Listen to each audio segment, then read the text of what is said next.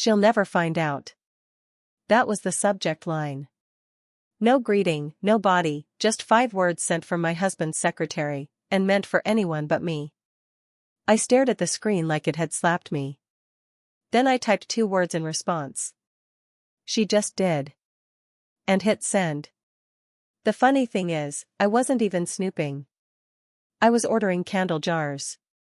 That's what I do, I run a candle shop out of the back room of our house. Caitlin's fireside. Corny, I know. But it pays well. Well enough that I haven't asked my husband for a single dime in 4 years. That morning, I was reviewing shipping costs when my Gmail pinged with a forwarded thread. It came from Brittany, my husband's executive assistant. Subject line, she'll never find out. I clicked before thinking. There it was. A dozen emails. Flirty lines. Hotel confirmations. One thread about scheduling conflict with a winking emoji. A receipt for a wire transfer, $18,000 to an account under Brittany's name. The latest message had been intended for Colin. But she sent it to me. And for a moment, I just sat there, in my own house, in my favorite Candle Day sweatshirt with wax on the sleeves, staring at my laptop like it might start apologizing. Colin. My husband of 12 years. The man who once ran through an airport to catch me before I boarded a red-eye. The man who kissed my forehead every morning like a ritual. The man now casually wiring thousands of dollars to his 20-something secretary. Let me step back. My name's Caitlin Monroe. I'm 39, born and raised in Flagstaff, Arizona. I've always been the put-together one, which is a nice way of saying I plan too much and let people off the hook too easily. I met Colin at a friend's cookout when I was 27. He was confident in a quiet way, good at making people feel seen. He laughed at my jokes. Said he liked women who didn't need fixing. When we got married, everyone said we were the definition of stability. Not passion. Not chaos. Stability. Like that was some kind of high praise. He worked his way up at a mid-size accounting firm, eventually making partner. I started my Etsy shop after getting laid off from a retail job I hated anyway. What started as a just-for-fun side gig became a full-time business with repeat customers, wholesale orders, even a Christmas pop-up last year at the farmer's market. Colin said he was proud of me. My little entrepreneur. I used to think that was sweet. Now I realize that's what you call a child. A hobbyist. Not a woman building something of her own. The first signs were easy to ignore. New cologne I hadn't seen before. A phone face down at dinner. Comments like, "Your candles are so cute, maybe one day they'll pay the mortgage. You know you don't have to work, right? Let me handle the financial stuff, babe. It's complicated." I'd laugh it off. Tell myself he was just stressed. Maybe a little clueless. But not cruel. Then came the Thursday. The email. And everything after it felt like I was watching someone else's life fall apart, while I just happened to be sitting in the middle of it. I made coffee I didn't drink. Fed our dog, Daisy, without tasting the motion.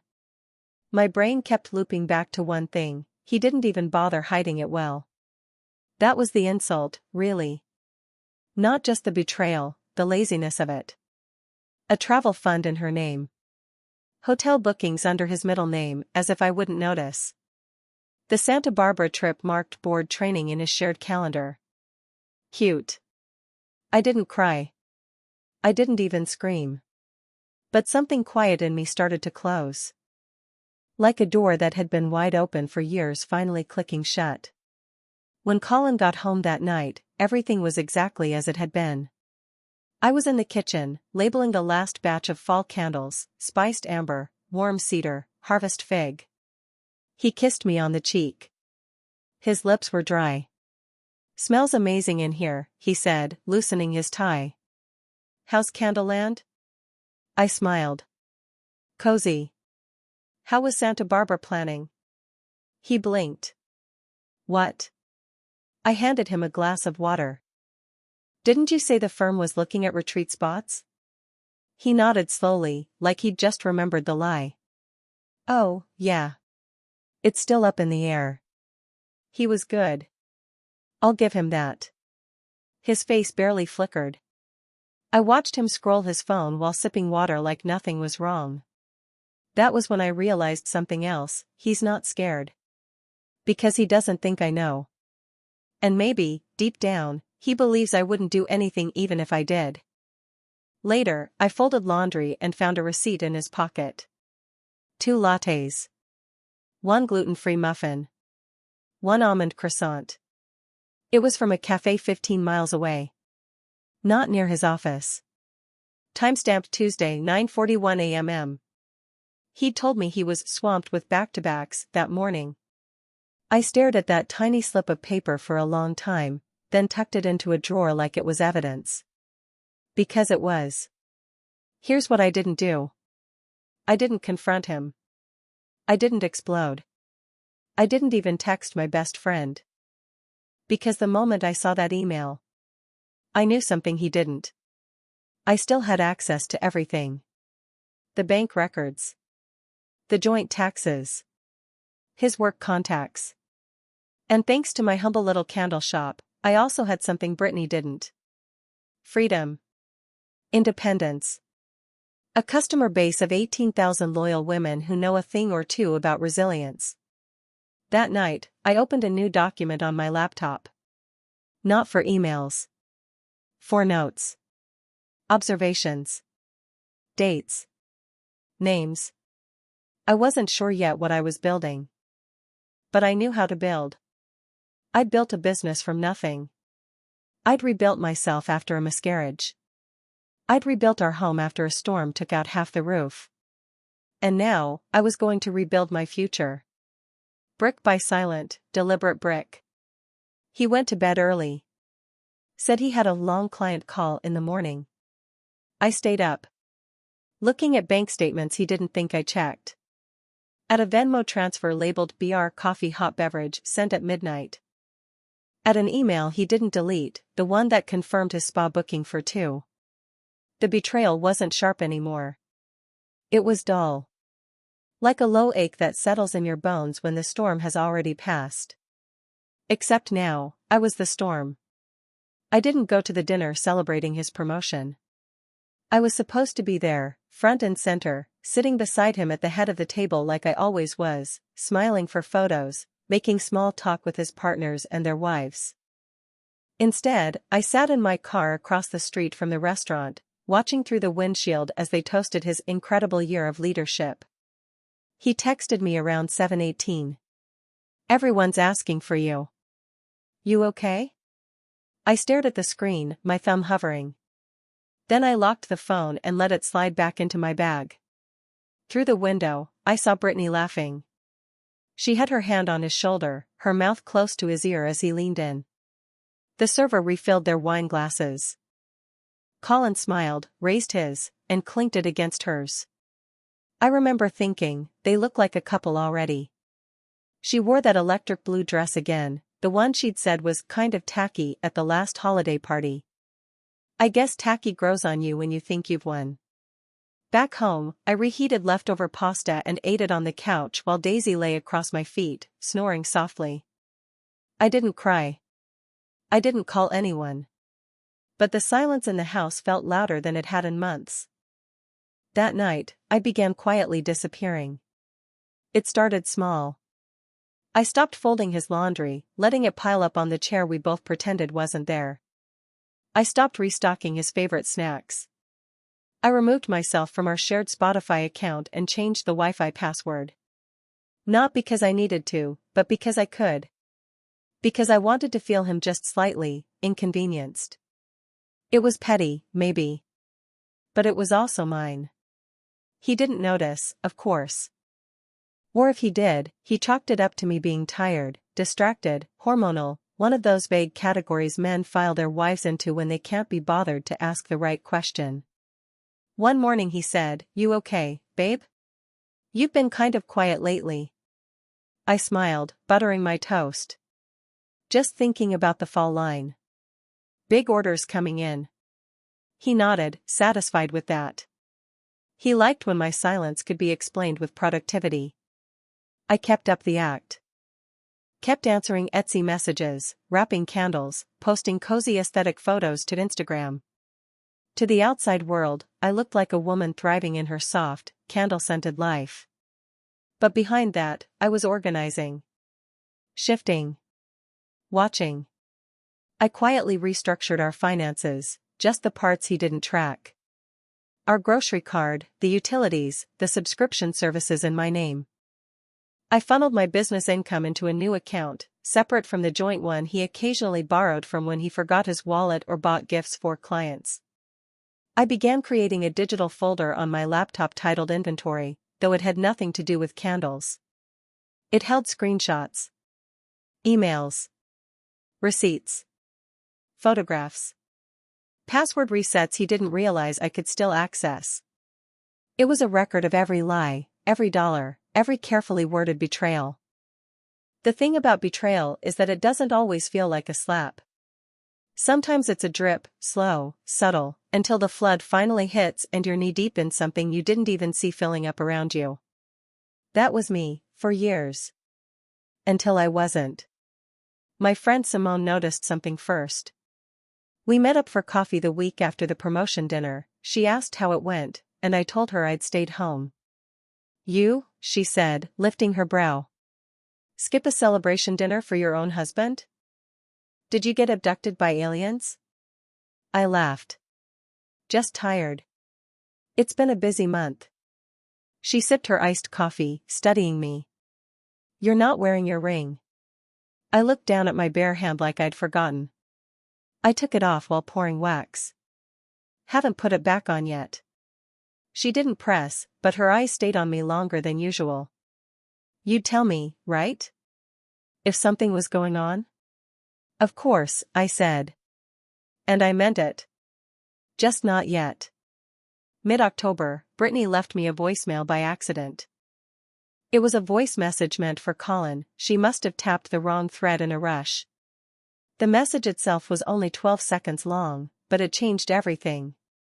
Hey, I moved the hotel booking to under your travel card instead of mine, just to be safe. Also, Caitlin called the office yesterday? Just a heads up, she sounded weird. I replayed it 3 times. I hadn't called the office. I hadn't spoken to anyone there in over a year. Which meant she was either lying to cover her own nerves, or someone else was watching me closer than I thought. Either way, it confirmed what I already suspected. Brittany wasn't as confident as she looked. She was cautious. Calculating. Maybe she wasn't the wide-eyed and turned affair after all. Maybe she knew exactly what she was doing, and was afraid of what I might be doing, too. I saved the voicemail. Filed it under leverage. 3 days later, I ruined a whole batch of candles. I was halfway through pouring my seasonal line, spiced maple and vanilla clove, when I knocked over the hot wax container and splattered it across the work table. It soaked through shipping labels, ruined fresh tins, scalded my arm through my sleeve. I dropped the container and just stood there, breathing hard, eyes stinging, my hands shaking. I hadn't made a mistake like that since year 1. I sat down on the floor, back against the cabinets, and stared at the mess. Daisy came in, her nails clicking against the tile, and laid her head in my lap like she knew. I didn't cry, not really, but I let myself feel it. The anger. The loneliness. The humiliating disbelief that this was my life now. That I'd tied myself to someone so careless, so entitled, so small. I stayed there for 20 minutes before I stood up, cleaned the mess, and started over. It was a quiet breakdown. But it reminded me, I was still in here. Still whole, even if he thought I was melting. The candle business started shifting around then. I didn't just fill orders. I studied them. I started tracking names and addresses more carefully. I cross-referenced order locations with places Colin had traveled. I noticed one address, in Tempe, that matched a rental he had used for work clients. The woman who ordered from there left a 5-star review and asked if I ever did private label gifts. Interesting. I started drafting an email template for custom bulk orders. Not because I wanted to grow the business. Because I wanted access. You see, candles can go anywhere. Offices. Retreats. Events. People rarely question a package that smells like cinnamon and has a cute logo on the box. Especially not when it comes with a handwritten thank you note. Brittany herself had once complimented my handwriting. I filed that away, too. One night, Colin came home early, smelling like bourbon and expensive woodsy cologne. I was folding shipping boxes on the living room floor. He kissed the top of my head and said, "Guess what? Firm's sending us to Sedona next month. Same resort we stayed at before. You should come." I looked up, playing my part. Us? The partners and their plus ones. Kind of a soft retreat, just a long weekend. Brittany's organizing the rooms. Sounds lovely, I said. He smiled like everything was fine. I added the date to my planner, not because I intended to go, but because I knew he'd be gone. And when he was, so was I. At my next therapy session, I told Dr. Leary I felt like I was watching my life from the outside, like a third-person narrator floating above my own story. "That's not disassociation," she said. "That's control. You're not floating. You're building something. Just make sure you know when to land." I didn't answer. But I knew exactly when I'd land. Right when he was flying high. The first real crack appeared in my inbox on a Wednesday morning. I was printing shipping labels when an email popped up from Brittany H. with the subject line, "PV Transfer Cleanup." For a second, I thought it was another accidental forward, like the one that had blown everything open weeks ago. But when I opened it, the message was short, only one sentence, but it made my stomach tighten. I already rerouted the funds under the Palo Verde account, used that for the Sedona costs so nothing flags. It wasn't just proof, it was a confession written in office shorthand. I didn't reply. Instead, I forwarded it to myself, to the hidden folder I'd titled Insurance, the digital equivalent of a safety deposit box. I read the message twice more and realized something new: she wasn't careless. She was scared. That kind of line doesn't come from confidence, it comes from nerves. Maybe Colin had started slipping with her, too. When he came home that night, I could smell her perfume before he reached the door. The same sharp floral scent that lingered on his jacket sometimes. He tossed his keys on the counter, loosened his tie, and smiled like a man who thought the world adored him. "You're home early," I said, watching him pour a drink. He grinned. "Closed a major deal today. I'm feeling pretty unstoppable." "I can tell," I said, and he missed the edge in my tone completely. He leaned against the counter. "You should have seen the client, Kate. She actually said I reminded her of Clooney." "Which one? Movie star or coffee commercial?" He laughed, the kind of self-satisfied laugh people give themselves when they think they've won something. "You know what I mean. Confident, put together. Feels good." "Must be nice," I said, stacking candle jars back into their box. "Feeling good again." He nodded, not catching that I hadn't smiled. Later, after he went to shower, I sat on the couch with my laptop open, staring at his wine glass half empty on the table. I copied the new email into a document and labeled it evidence number 37. The list had grown long enough that my attorney, Grace, had told me on the phone that week, "You could end this tomorrow, Caitlin. You already have enough." "I know," I'd said. "But I want him relaxed first. The more he trusts the silence, the harder the noise will hit." The next morning brought my near discovery. Colin left for work early, or so I thought, and I was in his office pulling bank statements from the printer tray when the door opened again. He had come back to grab his watch. My heart nearly stopped. I was standing right in front of his desk, the statement sheet in my hand. He froze. "What are you doing?" I looked down at the page like it was something harmless. "Printing a shipping receipt." The printer in my room jammed again. He stepped forward, eyes narrowing slightly. You used my computer? Just the printer, I said, forcing a laugh. You act like I'm hacking your firm. That disarmed him, he smirked, the arrogance returning. You wouldn't even know where to start. Probably not, I said softly. He kissed my forehead like a father humoring a child and walked out. The moment the door clicked, I sat down in his chair, every muscle trembling. The printout in my hand wasn't a shipping receipt.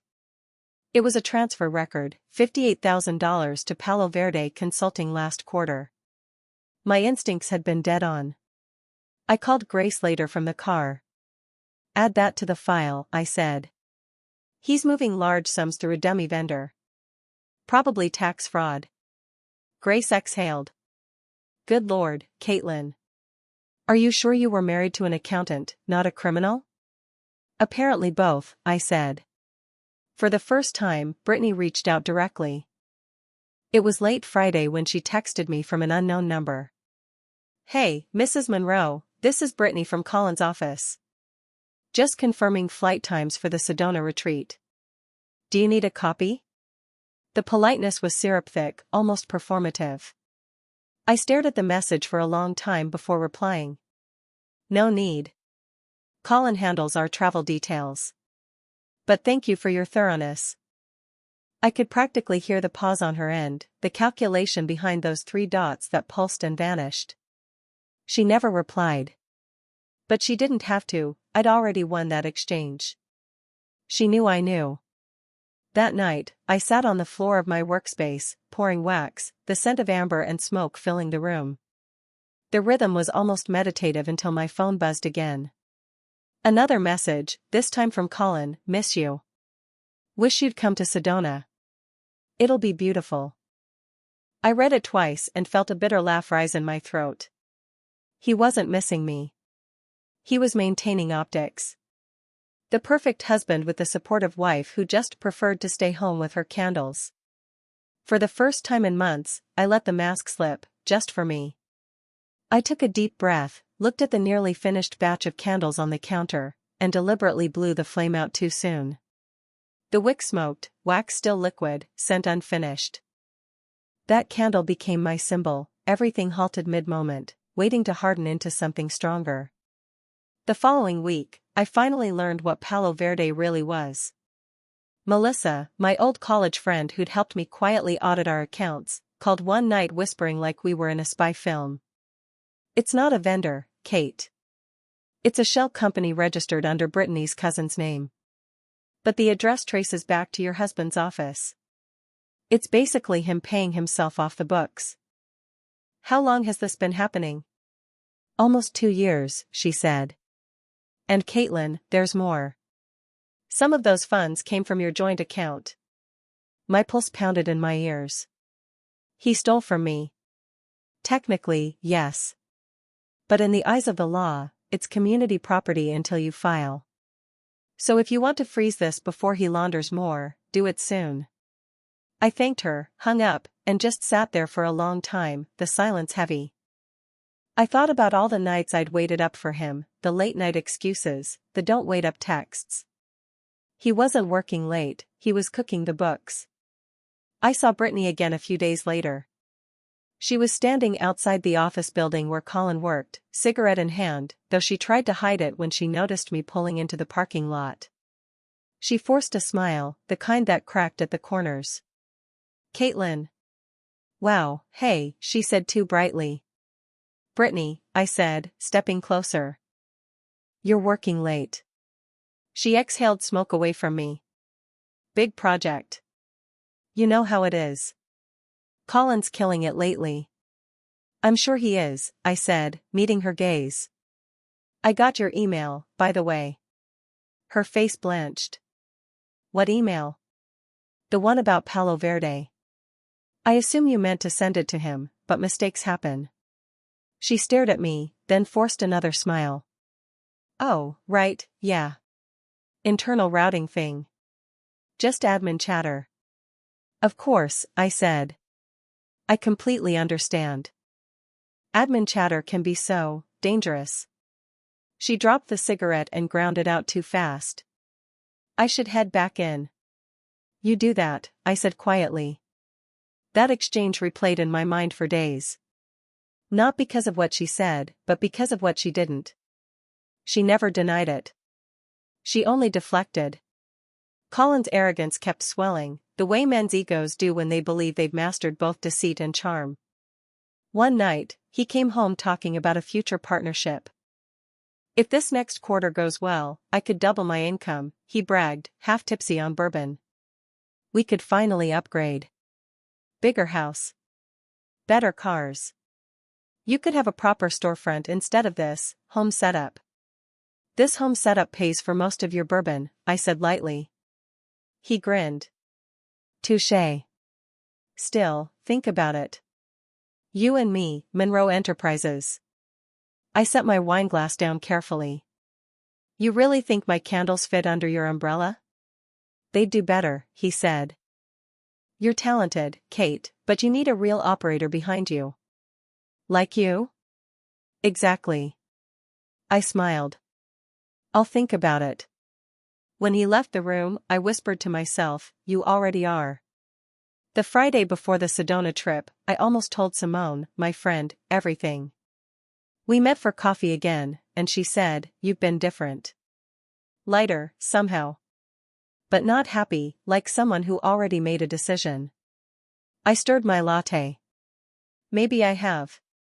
Are you and Colin okay? She asked softly. I saw something online. A picture from his office event. The assistant, Brittany? She tagged him in a post with hearts. I wasn't sure if that was a joke. I looked up, feigning surprise. Oh, really? I hadn't seen it. She leaned in. Caitlin, if something's happening. Simone, I interrupted gently, some things fix themselves when you stop trying to fix them. She studied me, searching for meaning, but I just smiled and changed the subject. That night, I sat at my desk and checked Brittany's social media. Sure enough, the post was there, a boomerang of champagne glasses clinking with the caption, counting down to Sedona with the dream team. The comments were full of congratulations and emojis. I stared at it until I noticed something odd, the location tag. It wasn't set to their office. It was tagged from a corporate gift shop, Sundown Mercantile, the same store that stocked my candles. That was my cliff's edge. He hadn't just stolen money. He'd taken my products, rebranded them as corporate gifts from the firm, and presented them as his idea. The betrayal twisted into something larger than infidelity or fraud, it was identity theft of a different kind. He was using my name, my aesthetic, my work, to paint himself generous and creative. I spent that whole night awake, drafting my final plan. When the clock hit 2 a.m., I texted Grace. File Monday morning. He leaves Sunday. Use the Palo Verde evidence first. And Grace, make sure the court copy goes to the firm. She replied within minutes. Consider it done. The next day, I watched Colin pack. He hummed while folding shirts, the picture of contentment. Before he zipped his suitcase, he turned to me with a smirk. Try not to burn the house down while I'm gone, okay? I smiled sweetly. No promises. As his car disappeared down the street, my phone buzzed, a new message from an unknown number. It was Brittany again. Did you know he added your name to the Palo Verde account last week? Thought you'd want to be looped in. Weird move. For the first time, I actually laughed out loud. Because what Colin didn't know was that he'd just linked his fraudulent shell to my legal identity, and I had every receipt. I texted her back. Thank you, Brittany. I do want to be looped in. And with that, I opened my laptop, took a deep breath, and pressed send on everything.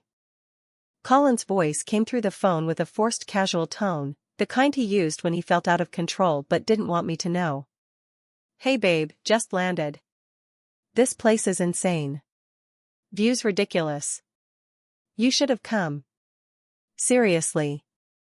I stood by the window of the house I was about to leave for good, watching sunlight streak across the hardwood floor, and thought how strange it was that a man could sound so victorious while walking straight toward a cliff he couldn't see.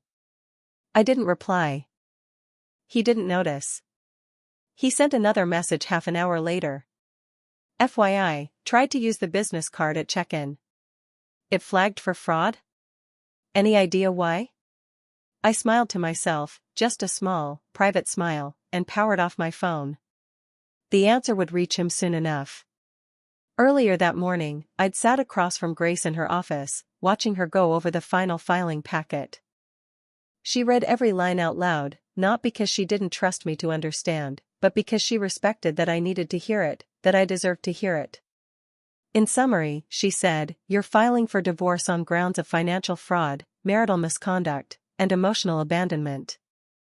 You are requesting an emergency freeze on all joint accounts, return of business assets misused by the respondent, and sole rights to all intellectual and product property associated with your business, Oak and Monroe." And the Palo Verde account? I asked. Grace didn't flinch. Included in the report to both the judge and his firm. As of this morning, he's officially under internal investigation. The sound of the stapler snapping the top left corner shut felt final, like the click of a vault door. She slid the papers across to me.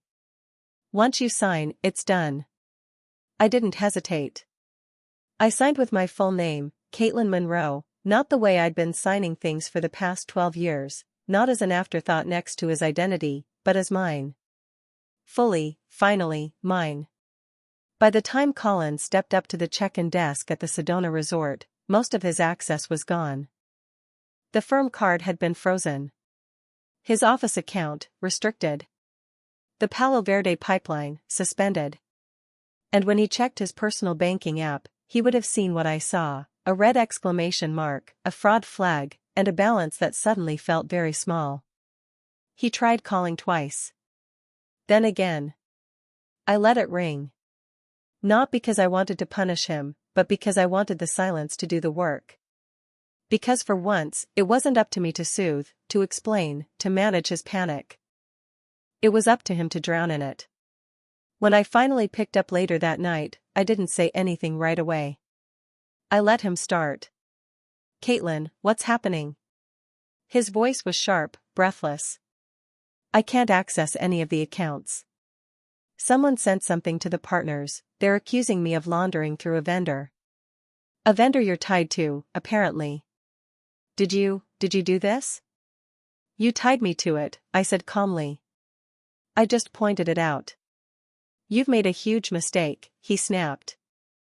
"If this gets out, it'll ruin everything. My career. My reputation. You'll look spiteful." That was the moment I felt the heat rise in my chest. The first true flicker of anger that pushed past my calm. "I'll look spiteful? You funneled money through a shell company using my registration. You gave your assistant my product, rebranded it as corporate gifts, and smiled while she passed it off like her idea. You lied over and over, and now you want to lecture me about how I'll look?" There was silence on the line. "I didn't mean to hurt you," he said finally. "This got out of control." "No, Colin," I said. "You got out of control. I just built a mirror. You don't like the reflection." He tried again, shifting tones like a man throwing darts in the dark. "We can fix this. Let's go to mediation. I'll take the fall for the financial stuff, keep your name out of it. We don't need to burn it all down." "That's the thing," I said. "It was already burning. You just didn't smell the smoke." The following morning, I had breakfast outside on the patio, coffee, yogurt, a croissant from the little bakery down the street. It was quiet, clean, and mine. Across from me sat Daisy, watching birds with no clue that the world had just shifted. By noon, the firm had removed Colin from the Sedona speaking panel and placed him on immediate leave.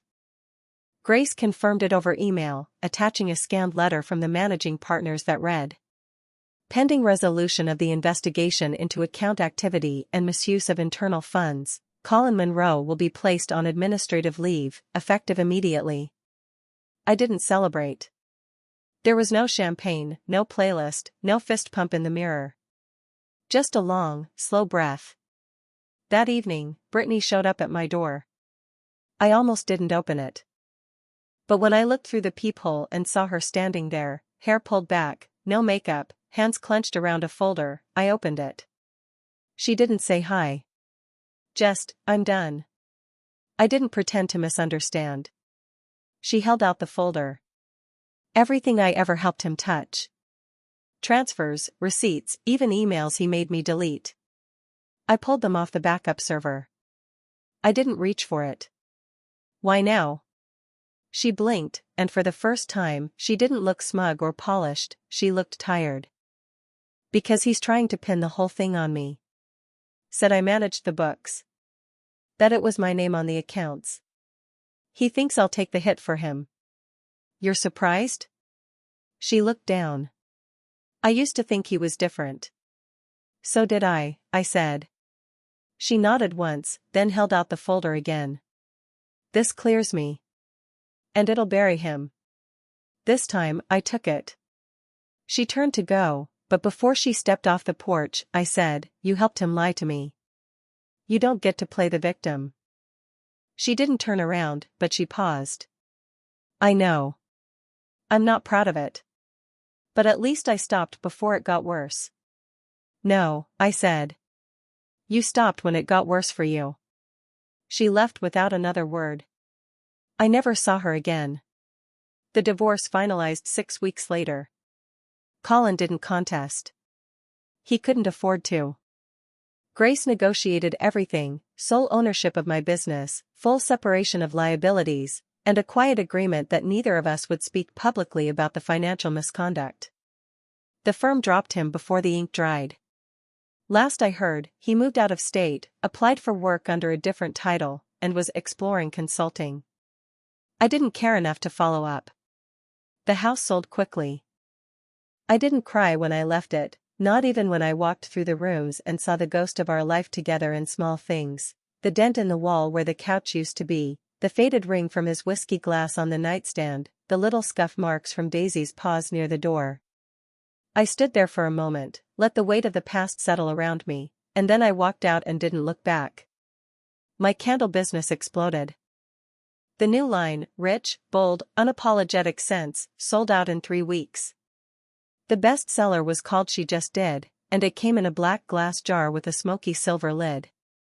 I wrote the copy myself, for when silence speaks louder than confession.